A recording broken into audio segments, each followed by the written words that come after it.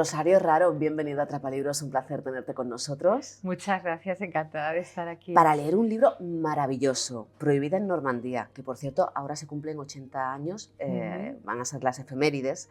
Sí, Llegas a esta historia cuando te estabas documentando sobre el ejército fantasma. Cuéntanos un exactamente. poco Bueno, te has más. documentado muy bien también, sí, porque me interesó mucho esa historia de que reclutaron unos 1.100 hombres de los grandes estudios del Hollywood dorado de los años 40, de escuelas de arte de Los Ángeles, y se los llevaron de Estados Unidos a Dover, en el sur de Inglaterra, pero claro, ninguno de ellos era soldado.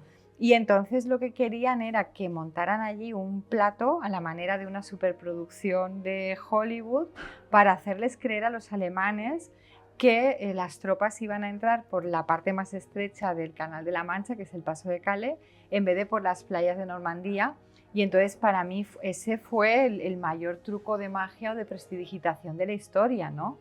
Y creo que había que contarlo, y así supe de la participación de Martha Gellhorn, porque ella había escrito las vidas de espías que no existían, les habían creado lo que en el argot se llamaba un histórico, es decir, para que se encarnaran realmente, que es lo que nosotros como novelistas tenemos que hacer también con los personajes, ¿no? Ella, que es una de las corresponsales de guerra más importantes del siglo XX, eclipsada por su marido, Ernest Hemingway. Exactamente, porque ella cuando llegó allí al desembarco, donde estaba prohibida, como digo en el título de la novela, fue porque ya llevaba muchas guerras, ¿no? Antes, a veces llegaba un conflicto y tenía más experiencia que algunos de los militares que estaban allí.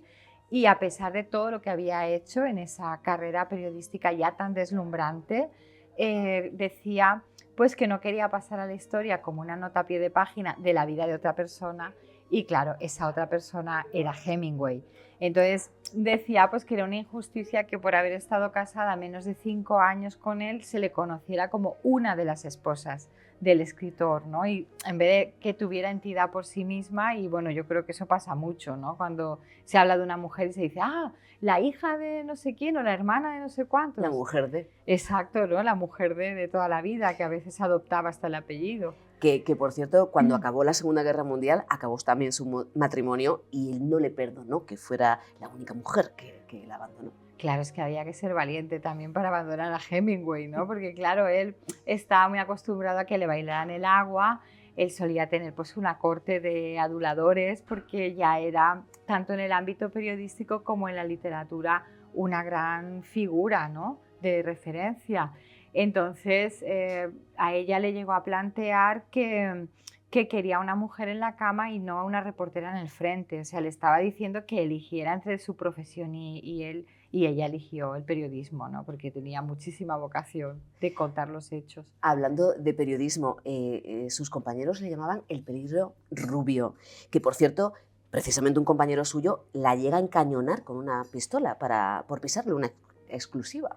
Sí, o bueno, los compañeros de redacción le llamaban jirafa también, porque era muy alta, ¿no? Entonces, esa cuestión del físico de las mujeres como una especie de biombo que oculta lo que hay detrás, pues es muy, muy injusto, ¿no? Y es una forma de proyectar los prejuicios, porque yo creo que todas las que estaban en ese momento en el Hotel Dorchester de Londres, las corresponsales extranjeras, pues que tenían algo que sí, que era muy muy atractivo, ¿no? Y era su mente, por ejemplo, ¿no? Más allá de que tuviera una estatura u otra. Y luego sí que hay un diálogo en la novela, que yo creo que es algo que sigue pasando a día de hoy, y es que en el ámbito periodístico a las mujeres se les sigue llamando por el nombre y a vuestros compañeros por el apellido, ¿no?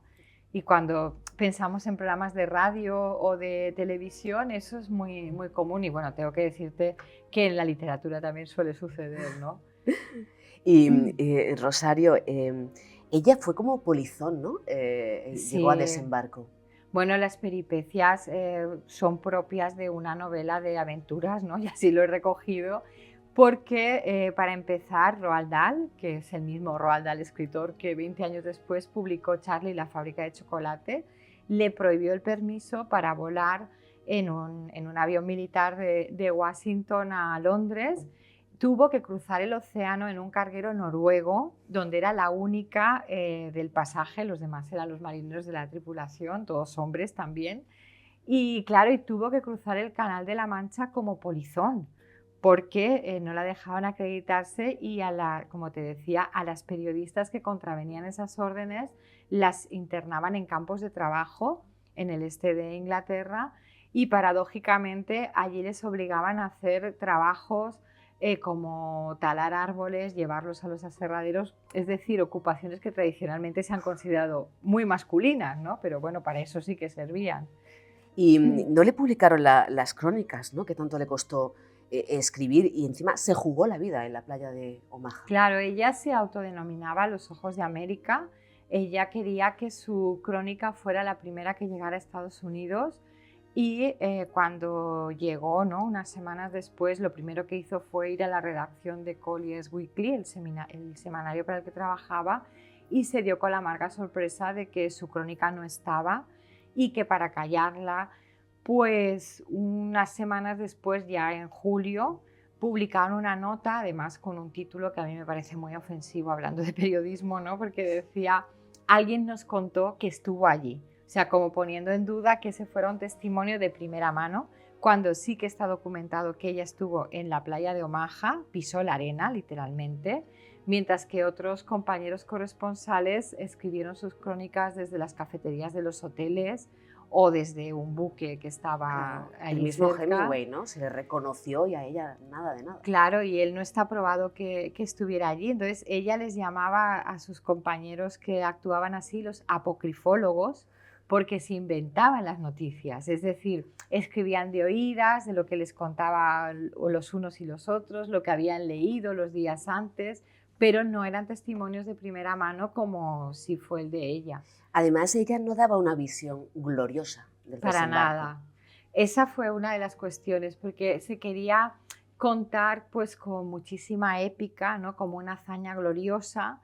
De hecho, le encargaron a John Ford, el director de cine, que grabara una película simultáneamente a cuando se estaba produciendo el desembarco, y cuando en Estados Unidos vieron las imágenes, ¿no?, de los jóvenes explotando en el aire y todo eso, prohibieron que se exhibiera en las salas de cine por la crudeza, ¿no? Pero es que la guerra es así, o sea, todo lo demás son intentos de enmascararla, y en ese caso querían que los jóvenes estadounidenses continuaran alistándose, porque en ese momento, claro, no se sabía cuándo iba a terminar la guerra y que esas imágenes iban a ser muy disuasorias, y se perdió esa película. Bueno, yo pude rescatar 20 minutos, que es lo único que queda, y bueno, es terrible como son todas las guerras, ¿no? Y Rosario, has recorrido gran parte de los lugares que aparecen en la novela, ¿no? Hollywood, San Francisco, San Luis, Londres, Dover, Normandía, Canfranc. A ver, eso me parece un privilegio, ¿no?, poder hacerlo. Y yo siempre digo que es porque lo que intento no es contar una historia, sino que el lector se sienta allí y entonces. O sea, que tenga como una inmersión, que sea algo así como, no sé, realidad aumentada, ¿no?, que se pasee junto a los personajes, que vea los blancos acantilados de Dover, que sienta cómo era ese Hollywood, ¿no?, de la Sunset Tower y todos esos lugares que aparecen. Y creo que es muy importante, siempre que es posible, claro, viajar a esos lugares, porque luego así escribimos para todos los sentidos, ¿no? No solo para el de la vista, sino que es como un espacio habitable. Eso. Antes hablabas de un hotel mítico, ¿no? El Hotel Dorchester en Londres. Sí. Era el epicentro de los periodistas, llegó a haber más de 500. También podríamos destacar el Balmoral en Dover. Claro, sí, bueno, ella estaba alojada allí, en Dover había habido muchos bombardeos, y la suerte de ese hotel, igual que el Dorchester en Londres, era una construcción de hormigón y era muy resistente, y el hotel, en los folletos que enviaba a las agencias de prensa, decían que los bombardeos alemanes solo habían podido romper los cristales, ¿no? Así se publicitaban. Y el caso del hotel de Dover era porque estaba cubierto de hiedra, y eso era un camuflaje natural, ¿no? Entonces, a veces las cosas más azarosas son las más determinantes. Ella quería reivindicar el papel de las mujeres, ¿no? Entrevistó a enfermeras, a una criptoanalista, a cartógrafa, a mujeres del servicio postal, y también reivindicar el papel de las mujeres en guerra. Sí, porque estaban en prácticamente todos esos servicios, ¿no? Las que manejaban los reflectores antibombas o, por ejemplo, la chofer de Eisenhower, la sargento Summersby, y en cambio no salían en las fotos. Apenas aparecían siquiera en la documentación interna, ¿no? Como si fuera un papel accesorio, algo como, no sé si se les considerara que estaban allí de prácticas o como becarias o que tenían un papel menor, cuando fueron definitivas, ¿no? Para el transcurso de los acontecimientos, porque la cartógrafa, entre otras cosas, era la que tenía toda la ubicación de los buques en el canal la madrugada del desembarco, ¿no? Entonces eso me interesó mucho.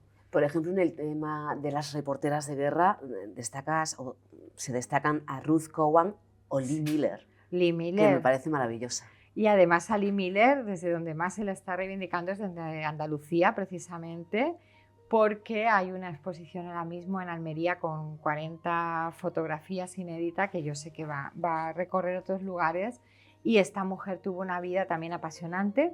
También tiene una novela, pero te tengo que contar que en este caso se me han adelantado porque en septiembre se estrenará una película sobre su vida y se va a llamar Lee, y la protagonista es Kate Winslet. Y claro, y esta mujer era la supermodelo de su época, que estaba en todas las vallas publicitarias, en las revistas, y porque en un anuncio salió una imagen suya junto a una fotografía de unos tampones, ese fue el final de su carrera como modelo. Y claro, yo me preguntaba en la novela también por qué escandaliza más la sangre menstrual que la de las guerras, ¿no? Cuando tenía que ser al revés. Y bueno, pero terminó su carrera de modelo y empezó la de reportera gráfica, claro, inigualable, ¿no? En ese momento. Totalmente. Sí. Bueno, se puede destacar mil historias y detalles, pero terminó la guerra y estaba en la casa de Hitler bañándose desnuda. Ella. Claro, mientras él se suicidaba en el búnker de la Cancillería en Berlín, ella estaba en su bañera de la casa de Múnich de Hitler. Y claro, es una imagen icónica, está desnuda, está imitando a una escultura, ¿no? Que hay allí, se puede ver en internet la imagen también. Y hay unas botas delante llenas de barro que destaca mucho en ese entorno tan inmaculado, y era porque ella volvía del campo de Dachau y de hecho lo que vio allí la socavó y nunca pudo recuperarse de aquello. Y claro, y fue muy curioso respecto a Hitler también, que él era muy cinéfilo, todas las noches veía una película, y eso hizo que es que ya que me ha venido a la cabeza por lo de la noche antes del desembarco, se acostó a las 4 de la mañana, porque luego de ver la película hacía lo que nosotros llamábamos antes un cineforum, ¿no? Y estaba normalmente Goebbels, que era el ministro de propaganda y doctor en historia también, que parece mentira, ¿no? Tanta sensibilidad para unas cosas y ninguna para las atrocidades. Y entonces estaba Hoffman, su fotógrafo, y se fue tan tarde a dormir que luego a la mañana siguiente nadie se atrevió a despertarlo y estaban las maniobras en marcha. Los paracaidistas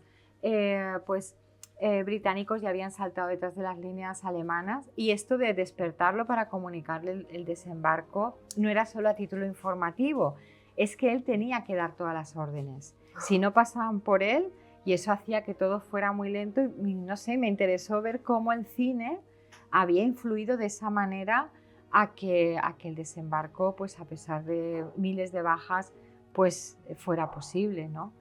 Entre tus páginas se ve o visibilizas esas consecuencias de la guerra, ¿no? Estamos hablando de chicos de 18, 19, 20 años, miles, que van allí o hasta allí para morir, ¿no? En el caso de Normandía llama la atención, ¿no? Porque no sabían ni dónde estaban, porque los mapas tenían los nombres cambiados para que no supieran detalles de la operación. Exactamente. Presenté la novela en la playa de Omaha, en Normandía, como tú dices, y claro, muchos tenían 18, 19, 20 años, habían ido allí solo para morir. A mí hay un detalle que me da escalofríos, y es que en los barcos, ¿no?, que cruzaron, de los que salían las lanchas después, había, pues a los pocos días fue otro barco lleno de mármol con el que hicieron las lápidas, o sea que el barco con sus lápidas iba como acompañándoles, ¿no? Y luego, por ejemplo, que muchos que están allí en el cementerio americano tienen los nombres alemanes.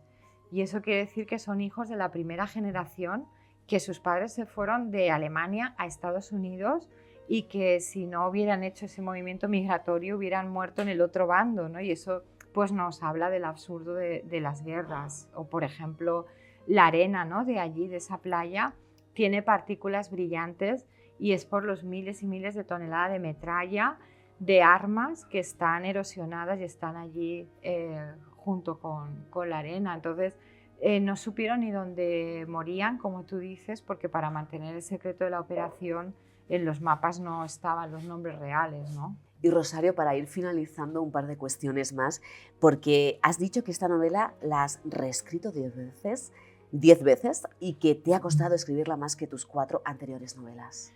Pues eso tiene mucho que ver con mi carácter obsesivo, porque claro, la parte de documentación, ¿no?, toda esa investigación es muy detectivesca, la de la creación pues es la parte pues más divertida, más amena, pero luego llega la fase en la que yo creo que realmente se mide un escritor, una escritora en este caso, y puedo decirte que es como la piedra de Sísifo, que cuando llegas arriba otra vez tienes que volver a empezar, porque claro, una novela es como un sistema y cuando tocas una de las piezas todo cambia, ¿no? Entonces por eso las continuas reescrituras. Y claro, esta es la 5ª novela que publico con la editorial Planeta, además consecutivas, pero sí que es verdad que me ha supuesto un desafío mayor, ¿no? Es un tema universal, es algo que está pues en la memoria de cualquier persona con una cultura general media, y entonces en ese sentido pues el nivel de exigencia, ¿no?, de autoexigencia ha sido muy alto, porque claro, los que escribimos tenemos que abastecernos de toda esa información, pero los que nos leéis, cada uno sí que sois especialistas en vuestro campo. Entonces tenemos que ser muy cuidadosos con el rigor para que la verosimilitud no se quiebre, ¿no? Pues Rosario, muchísimas gracias por traernos a esta mujer que, para dar un ejemplo de cómo era su carácter, con 81 años cubrió la invasión de Estados Unidos de Panamá. Pues nada, encantada de estar aquí en Atrapalibros con tantos otros libros que verdaderamente atrapan, y eso espero que les pase a los lectores con el mío. Un placer. Gracias.